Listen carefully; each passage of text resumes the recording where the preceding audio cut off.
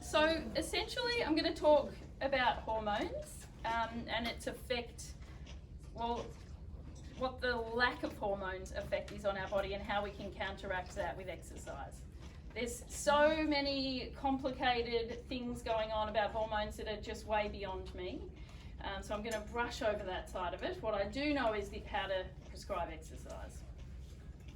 So the effects of hormone reduction, there's multiple things that occur when we reduce our hormones. And I'm talking about cancer treatment or menopause in hormone reduction for both men and women. So things like bone health, muscle mass, fat mass, so body composition changes, anxiety, mood, stress.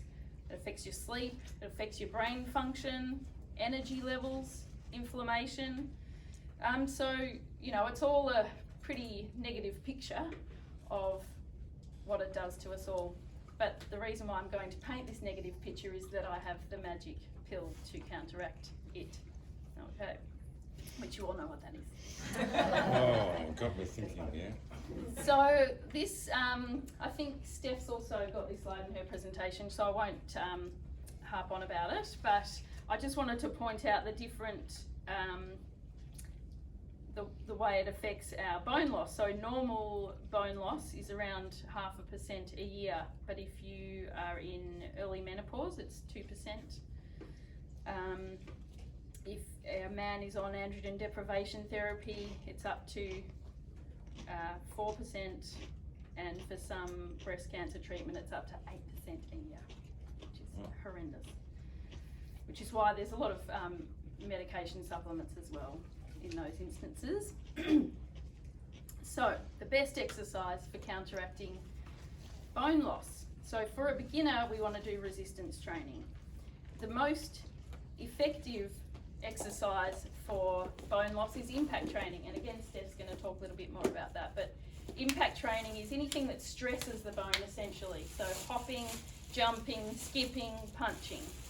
But of course there's so many situations where we can't do that due to our pelvic floor issues or bone metastases. Again, Steph's going to talk more about that. Osteoarthritis. So we really need to get super strong to be able to withstand those loads, those impact loads. So we progress from strength training through to impact training. So that's the best recipe for that. Now muscle loss. I was reading about this, totally depressing. 10% loss of muscle mass from the start of perimenopause to the end of menopause. That is a lot. I know that men in their first year, so that's a few years though, over that period of time, and men in their first year of androgen deprivation usually lose about 3%. And then also the estrogen blockers in breast cancer. And I know I'm not talking about chemotherapy, but you know, we talk about chemotherapy a lot in here, and that also causes significant muscle loss. So we want to counteract that. So the guidelines are 2 to 3 strength training sessions per week.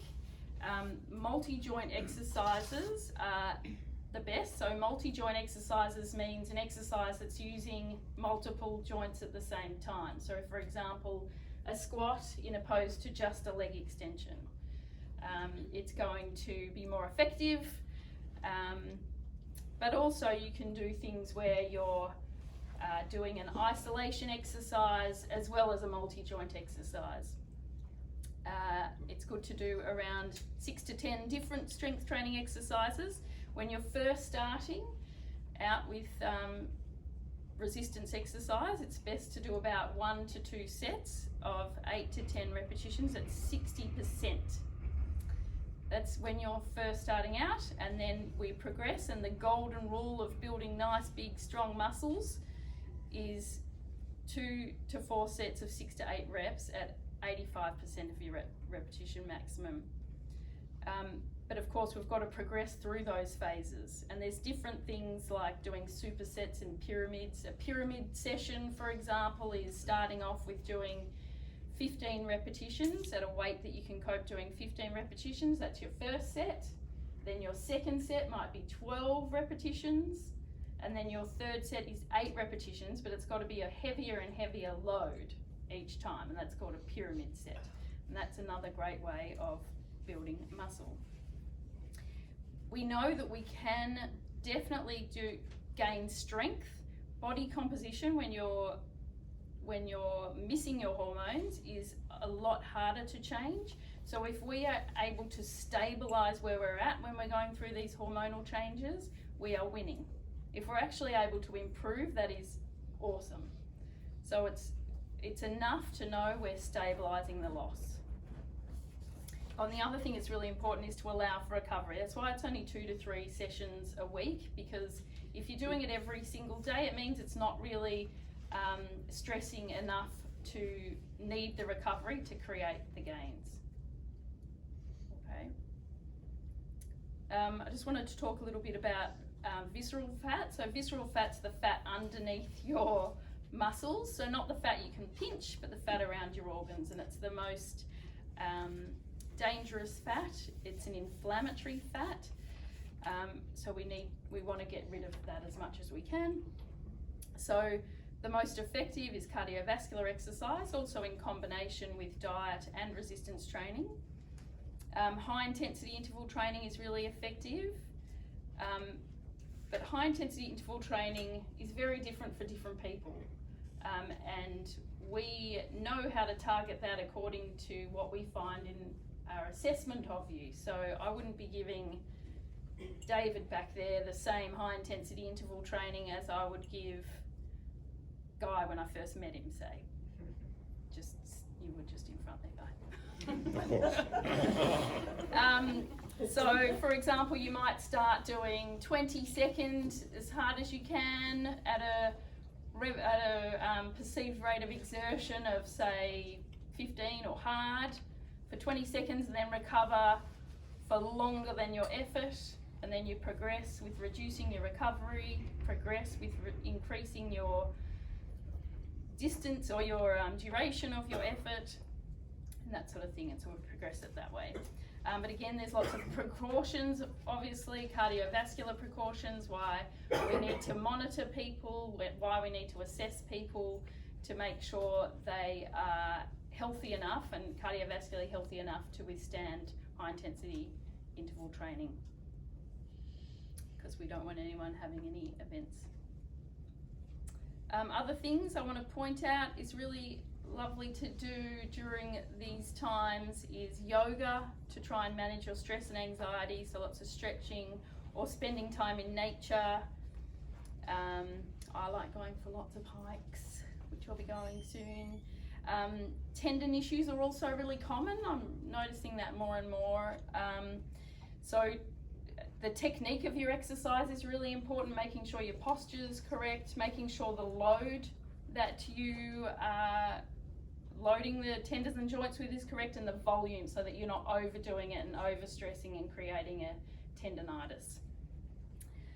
Balance exercise is also important, especially if bone loss is an issue, and exercise improves mood for everyone, so trying to keep it fun as well, and keeping it social is even better. So exercising in a group is lovely. So when someone comes to see us, and I think a lot of you are already clients of ours, so you understand the process, but we do a pretty thorough assessment on you guys, so we know exactly where to target these exercises and prescribe it, because we see exercise as a medicine and we need to get the dosage right. We need to consider all the contraindications and making sure we're taking everything into consideration we need to before we prescribe something to you, and we prescribe it correctly for you.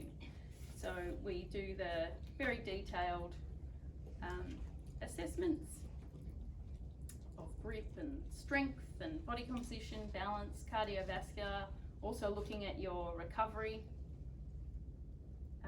So take home message is exercise is the best medicine to keep us young, and doing a combination of both strength, cardiovascular exercise, meaning aerobic exercise, stretching and balance, and targeted for the right dose. So thank you.